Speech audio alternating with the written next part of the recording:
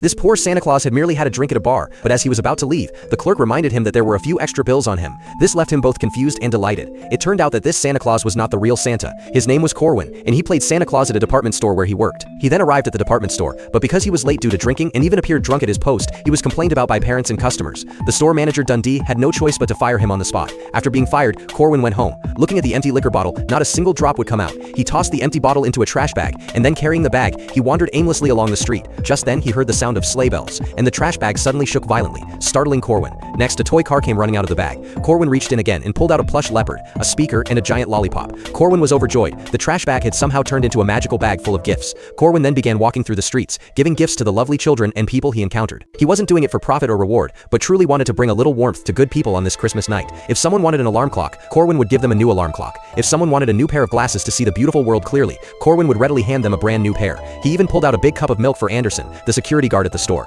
Baseball bats, gloves, all kinds of gifts were there. This made Corwin become the true Santa Claus in everyone's eyes. But the good times didn't last long. While he was enthusiastically handing out gifts, the store manager who had fired him arrived after hearing the commotion. He was suspicious of Corwin's actions, and believed Corwin had likely stolen the gifts and merchandise from the store, taken from the very department store that had fired him earlier. During the conversation, Corwin was unable to explain where the gifts came from, so Dundee borrowed someone's phone and called the police. When the police questioned Corwin about where the gifts came from, Corwin insisted they had simply come out of the bag mysteriously. Naturally, Dundee did not believe him. Dundee then tried to check the bag right in front of the police, expecting to find stolen goods. However, when they opened it, they found only some worn cardboard boxes and old newspapers. Because Corwin couldn't prove where the gifts he had just handed out came from, the police said they would confiscate the property and take him to the station for investigation until the truth was uncovered. Just after Corwin was taken away, Anderson discovered that some of Dundee's department store receipt had mysteriously appeared at the bottom of the bag. Anderson hurriedly called out to Corwin. This was when Corwin realized that the bag was now filled with store receipt. Overjoyed, he grabbed handfuls of receipt and handed them out to everyone around him. Eventually, the police released Corwin. Later, Dundee sat outside holding his store's receipt, staring blankly. Corwin followed right behind him.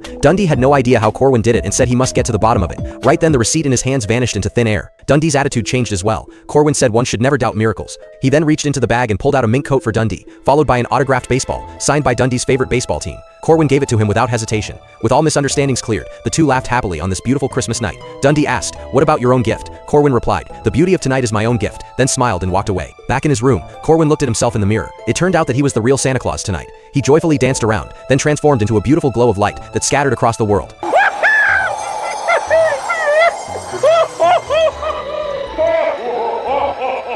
Meanwhile, downstairs, holding the mink coat and baseball, Dundee stood in Santa's blessing and music, happy like a child. This is a beautiful Christmas story. The power granted by heaven will in turn transform the giver himself. Corwin gave away everything in his bag to everyone, and in the end, the reward he received was becoming the true Santa Claus himself. This also implies that helping others is accomplishing oneself. True Christmas spirit comes from compassion. Though Corwin was poor, down and out and alcoholic, he always remembered those who needed help even more.